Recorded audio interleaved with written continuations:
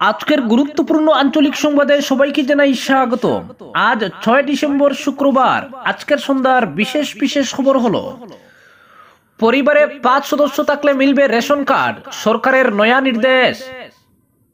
হিন্দু দেবদেবী নিয়ে অবমাননাকর মন্তব্য, শ্রীভূমির ভিনধর্মী যুবক শ্রীগড়ে। 29 ডিসেম্বর টেট নিয়োগ পরীক্ষা। পাতারকান্দিতে বিবেকানন্দ মেলা শুরু। তপবনগরে চলছে অবৈধ মদের ব্যবসা সহ জুয়ার আড্ডা, সরব মহিলারা। জরুরি ভিত্তিতে ঢাকায় ফিরালো কলকাতা ও ত্রিপুরার 2 কূটনীতিককে।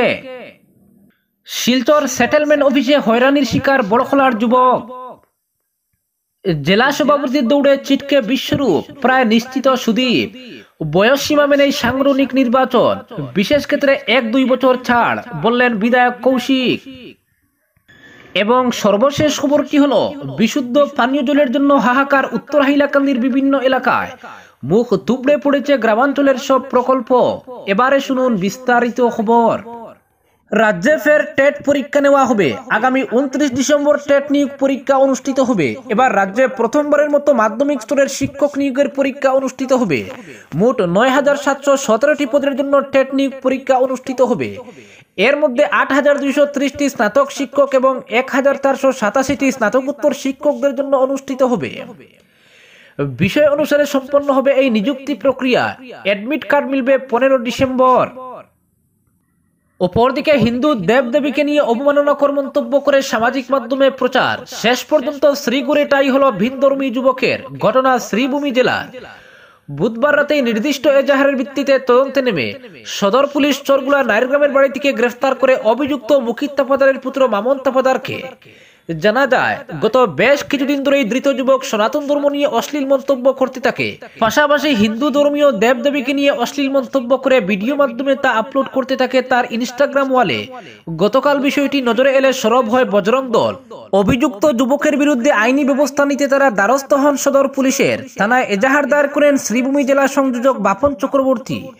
কুরুচিকর শব্দ চয়নের মাধ্যমে বিবাদী প্রত্যেক সনাতনীদের ভাবমর্মে চরম আঘাত সহ এই ধরনের মন্তব্য ভারতীয় সংবিধান স্বীকৃত ধর্মাচরণের অধিকার ক্ষুণ্ণ করার গভীর চক্রান্ত বলে উল্লেখ করা হয় এজাহারে। ওই দিন আবার ঘটনা নিয়ে নালিশ জানানো হয় জেলার পুলিশ সুপারকে।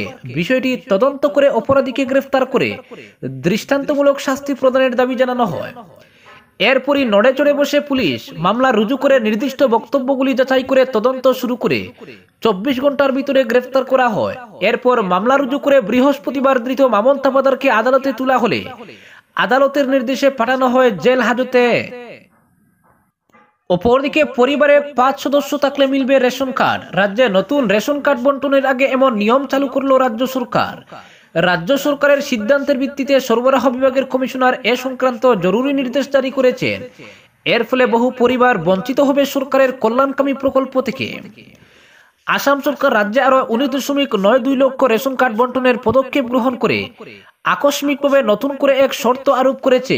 এই শর্তের কারণে বহু পরিবার এই প্রকল্পের সুবিধা পাবে না বলে আশঙ্কার সৃষ্টি হয়েছে। কেন্দ্রীয় সরকারের রাষ্ট্রীয় খাদ্য নিরাপত্তা কর্মসূচির অঙ্গ হিসেবে বিতরণ করা এই কার্ড পাওয়া থেকে বঞ্চিত হবে 5 জনের কম সদস্য থাকা পরিবারগুলি।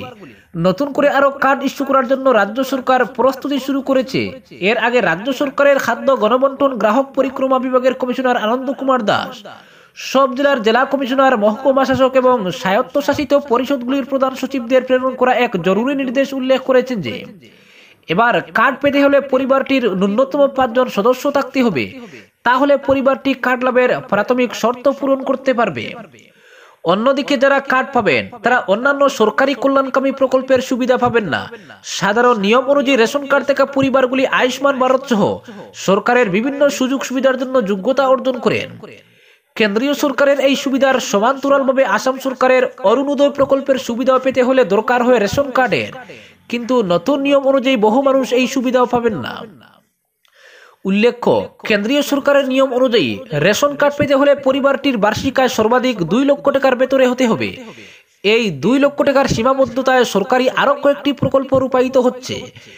আসামের ক্ষেত্রে রাজ্য সরকারের গ্রহণ করা সাম্প্রতিক সিদ্ধান্ত অনুযায়ী রেশন কার্ড পেতে হলে একটি পরিবারের বার্ষিক আয় ন্যূনতম 4 লক্ষ টাকা হতে হবে। এর ঊর্ধ্বে আয় থাকা পরিবারগুলি রেশন কার্ড পাবে না। পাশাপাশি সংশ্লিষ্ট লোকরা সরকারের অন্য কল্যাণকামী প্রকল্প থেকে বঞ্চিত হবে। সরকার আকস্মিকভাবে রেশন কার্ড পাওয়ার জন্য পরিবারের সদস্যের ন্যূনতম সংখ্যা নির্ধারণ করা নিয়ে ব্যাপক চর্চা চলছে। বিভাগীয় সূত্র জানিয়েছে, মন্ত্রী পর্যায়ের সিদ্ধান্ত তারা কার্যকর করছেন। সেই নির্দেশ রূপায়ণের জন্য সবার কাছে জরুরি ভিত্তিতে নির্দেশনা প্রেরণ করা হয়েছে। রেশন কার্ড বন্টনের আগে আবেদনকারীদের প্রদান করা তথ্য কঠোরভাবে পরীক্ষা করারও নির্দেশ দেওয়া হয়েছে সব জেলা কমিশনার, মহকুমা শাসক এবং স্বায়ত্তশাসিত পরিষদগুলিকে। অপরদিকে শিলচর সেটেলমেন্ট অফিসে হয়রানির শিকার বড়খলার যুবক। আসামের মুখ্যমন্ত্রী ডক্টর হিমন্ত বিশ্ব শর্মা দুর্নীতিমুক্ত আসাম গঠনে বারবার হুঙ্কার দিলেও কাছাড়ে তার প্রভাব পড়েনি।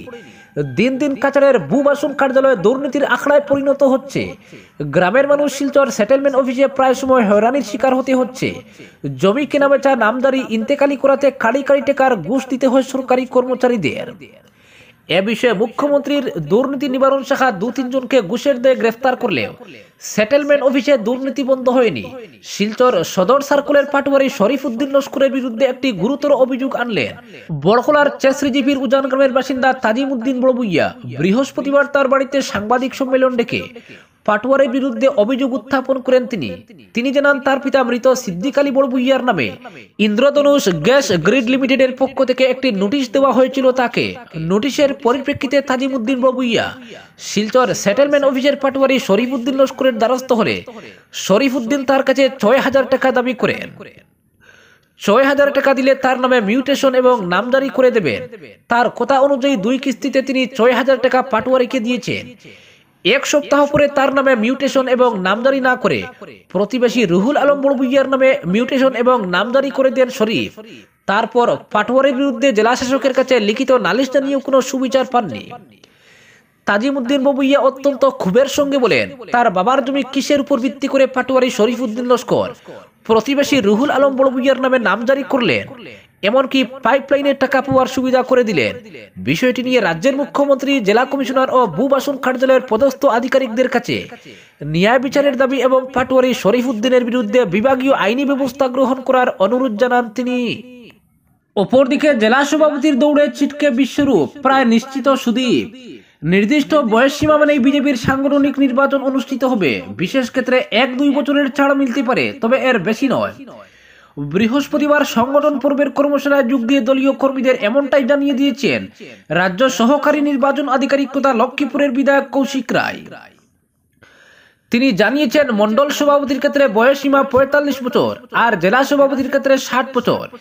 এদিকে বয়স সীমা বেঁধে দেওয়ায় জেলা সভাপতির দৌড় থেকে ছিটকে গেছেন বর্ষিয়ান বিজেপি নেতা বিশ্বরূপ ভট্টাচার্য। এক্ষেত্রে দলের প্রভাবশালী মহলের প্ল্যান বি মেনে সুদীপ চক্রবর্তীর জেলা সভাপতি হওয়াটা এক প্রকার নিশ্চিত বলে জানা গেছে।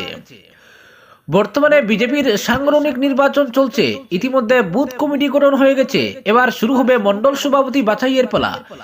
বয়স সীমা মেনেই নির্বাচন অনুষ্ঠিত হবে। বৃহস্পতিবার দলের সাংগঠনিক পর্বের কর্মশালায় অংশ নিয়ে এমনটাই বলে গেছেন কৌশিক রায়। জানা গেছে, এদিন দলের জেলা সভাপতি সুব্রত, বিধায়ক কৃষ্ণেন্দু পাল সহ অন্যদের উপস্থিতিতে রেড ক্রস রোডের শ্যামাপ্রসাদ ভবনে কর্মশালা অনুষ্ঠিত হয়। এতে রাজ্য সহকারী নির্বাচন আধিকারিক হিসাবে উপস্থিত ছিলেন কৌশিক।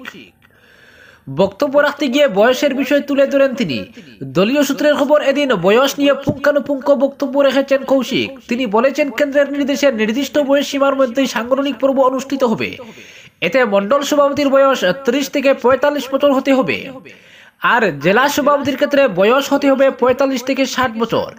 যদিও বিশেষ ক্ষেত্রে উভয় পদেই 2-1 বছরের ছাড় দেওয়া হতে পারে, এর বেশি নয়। সঙ্গে এবারের সাংগঠনিক পর্বে মন্ডল সভাপতির ক্ষেত্রে মহিলাদের অগ্রাধিকার দেওয়ার পরামর্শ দিয়েছেন কৌশিক, জানিয়েছেন দলীয় সূত্র। এদিনের কর্মশালায় বক্তব্য রেখেছেন কৃষ্ণেন্দু, সুব্রত। এদিকে বয়স সীমা বেঁধে দেওয়ায় অনেকেরই স্বপ্নভঙ্গ হয়েছে।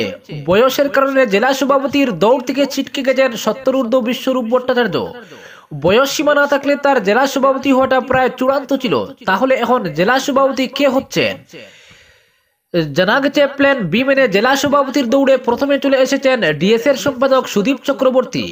প্রাপ্ত খবর মতে বয়সীমা বেঁধে দেওয়ার আগে থেকেই পরবর্তী জেলা সভাপতি এক প্রকার চূড়ান্ত করে রাখেন দলের প্রভাবশালী মহল। ভাঙ্গিয়ে বলতে গেলে দলের দুই বিধায়ক কৃষ্ণেন্দু পাল ও বিজয় মালাকার তাদের পছন্দের তালিকায় ছিলেন বিশ্বরূপ ভট্টাচার্য, কিন্তু তার ক্ষেত্রে বয়স বাদ সাধতে পারে এমন আশঙ্কা থেকে নীরবে প্ল্যান বি তৈরি করে রাখেন কৃষ্ণেন্দু ও বিজয়। প্ল্যান বি মতে বয়সের জন্য বিশ্বরূপ সিটকে গেলে সুদীপকে এগিয়ে দিবেন তারা। যদিও জেলা সভাপতির দৌড়ে বিশ্বরূপ ভট্টাচার্যের ঘাড়ে শ্বাস ফেলছিলেন সঞ্জীব বণিক। লোকসভা নির্বাচনে তিনি সাংসদ কৃপানাথ মালার এজেন্ট হয়ে কাজ করেছিলেন। কৃপার সঙ্গে কৃষ্ণেন্দু ও বিজয়ের আদায় কাজ করার সম্পর্ক, ফলে তারা সঞ্জীব বণিককে যে মেনে নেবেন না তা ধরেই নেওয়া যায়। ফলে সুদীপ চক্রবর্তীর জেলা সভাপতি হওয়া এক প্রকার নিশ্চিত। অপরদিকে তৃতীয়বারের মতো বিবেকানন্দ মেলা শুরু হলো পাথারকান্দিতে।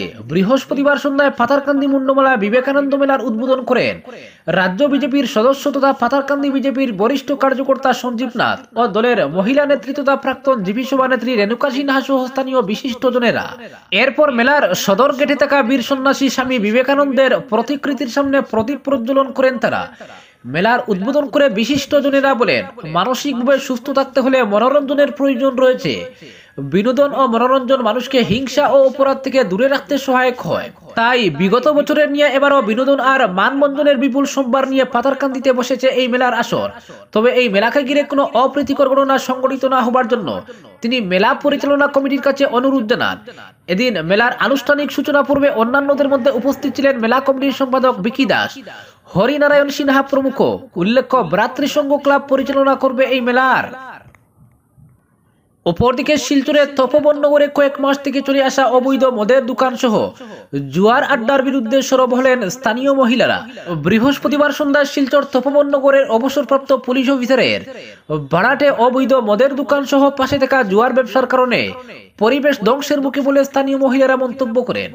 তারা বলেন, সুদীর্ঘ মাস থেকে পুলিশ প্রশাসনকে বারবার অবগত করানো সত্ত্বেও এই গম্ভীর বিষয়টি উপযুক্ত ব্যবস্থা না নেওয়ার কারণে অবাধে চলছে অবৈধ মদের ব্যবসা ও সঙ্গে বসছে জুয়ার আসর। এতে মহিলারা রাস্তায় চলাফেরা করতে বিরাটভাবে অসুবিধার সম্মুখীন হচ্ছেন বলে অভিযোগ তুলেন। এর প্রতিবাদ জানালেও নিটফল শূন্য। প্রতিবাদী মহিলারা আরো জানান, এই অবৈধ মদের ব্যবসা সহ জুয়ার আসর ও অসামাজিক কার্যকলাপ অবিলম্বে যদি পুলিশ প্রশাসন বন্ধ না করে পরিবেশ ও সমাজ রক্ষার্থে তারা আইন হাতে তুলে নেবেন বলে কড়া ভাষায় হুঁশিয়ারি দেন। অপরদিকে জরুরি ভিত্তিতে ঢাকায় ফেরানো হলো কলকাতা ও ত্রিপুরার দুই বাংলাদেশি কূটনীতিককে। আগরতলায় বাংলাদেশের সহকারী হাইকমিশনে হামলা ও কলকাতায় উপ হাইকমিশনের সামনে বিক্ষোভের পর এই দুই কূটনীতিককে ঢাকায় ফিরে আসার নির্দেশ দেওয়া হয়েছে। কলকাতার ভারপ্রাপ্ত উপ হাইকমিশনার শিকদার মোহাম্মদ আশফাকুর রহমান ইতিমধ্যেই ঢাকায় পৌঁছে পররাষ্ট্র উপদেষ্টা মোহাম্মদ তৌহিদ হাসানের সঙ্গে সাক্ষাৎ করেছেন। কলকাতার পরিস্থিতি নিয়ে তাদের মধ্যে কথা হয়েছে। ত্রিপুরার সহকারী হাইকমিশনার আরিফ মোহাম্মদও ঢাকায় ফিরেছেন বলে জানা গেছে। অপরদিকে উত্তর হাইলাকান্দিতে বিশুদ্ধ পানীয় জলের চরম অভাব পরিলক্ষিত হচ্ছে। বিশুদ্ধ পানীয় জলের জন্য এলাকার গ্রামাঞ্চলে হাহাকার দেখা দিয়েছে।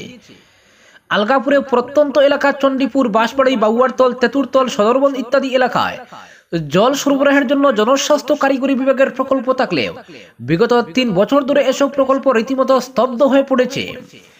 পিএইচই বিভাগের প্রকল্পগুলো অকাজে হয়ে পড়ায় এসব গ্রামের জনগণ চরম বেকায়দায় পড়েছেন। এদিকে সরকারি তরফে টিউবওয়েলের ব্যবস্থা করা হচ্ছে না এসব এলাকার জন্য। আগে গ্রামাঞ্চলে জলের জন্য তারাপাম্প দেওয়ার ব্যবস্থা ছিল, কিন্তু এখন তা বন্ধ। অন্যদিকে আলগাপুরে মেগা জল প্রকল্পের কাজ এখন আর নেই। এই প্রকল্প চালু হওয়ার সম্ভাবনাও দেখা যাচ্ছে না। এই পরিস্থিতিতে উত্তর হাইলাকান্দির বিভিন্ন গ্রামের জনগণ জলের অভাবে কাতরাচ্ছে। উত্তর হাইলাকান্দির উত্তর নারায়ণপুর, বকরিহাওর এসব এলাকায়ও বিশুদ্ধ পানীয় জলের জন্য একই অবস্থার সৃষ্টি হয়েছে। কোনো গ্রামের লোকজনকে অনেক দূর পাড়ি দিয়ে জল সংগ্রহ করতে হচ্ছে। কেন্দ্র সরকারের জল জীবন মিশন রীতিমতো ব্যর্থ হয়ে পড়েছে এসব এলাকায়। শুকনো মরশুম পানীয় জলের জন্য জনগণ বিপাকে পড়েছেন। গ্রামাঞ্চলের পুকুরের জল শুকিয়ে যাচ্ছে, তাছাড়া নদ নদীতেও জল নেই। এই অবস্থায় গ্রামাঞ্চলে বিশুদ্ধ পানীয় জল সরবরাহে উপযুক্ত ব্যবস্থা গ্রহণ না করলে সমস্যা আরো প্রকট হয়ে উঠবে। বিভিন্ন সংগঠন সহ উত্তর হাইলাকান্দির জনগণ মেগা জল প্রকল্পের কাজ শীঘ্রই শুরু করার জন্য জোরালো দাবি জানিয়েছেন। আজকের বিশেষ সংবাদ এখানেই সমাপ্ত।